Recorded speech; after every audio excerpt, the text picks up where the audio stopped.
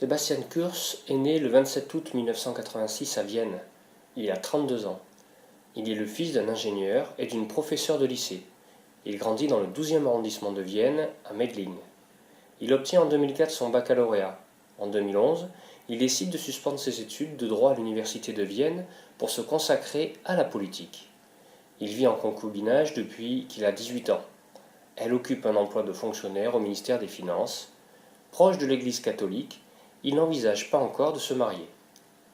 Il fait passer une loi interdisant la burqa et une autre qui coupe les subventions sociales aux candidats à l'intégration afin de les amener à trouver un travail.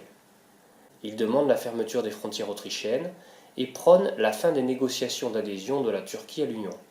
Il obtient la fermeture de la route des Balkans. Début juin 2018, son gouvernement expulse une quarantaine d'imams turcs qui refusaient de se conformer à la législation sur leur rémunération. L'exécutif vise à réduire l'islam politique et les mouvements radicalisés dans le pays. En juillet 2018, son gouvernement fait adopter une loi sur l'allongement et la flexibilisation du temps de travail.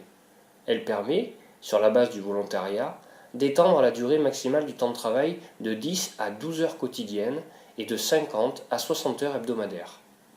La durée normale de travail reste fixée à 8 heures par jour et à 40 heures par semaine.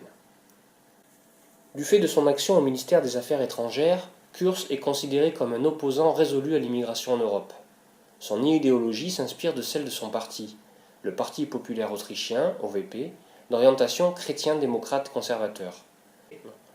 Son programme met en avant deux principes fondamentaux: une économie éco-sociale de marché, traduction politique et économique des traditions humanistes et chrétiennes de l'Europe, et un engagement pro-européen qui aboutit à l'adhésion de l'Autriche à l'Union européenne en 1995. Au niveau européen, son parti est intégré au Parti populaire européen, PPE, et au niveau international, il est affilié à l'Union démocrate internationale.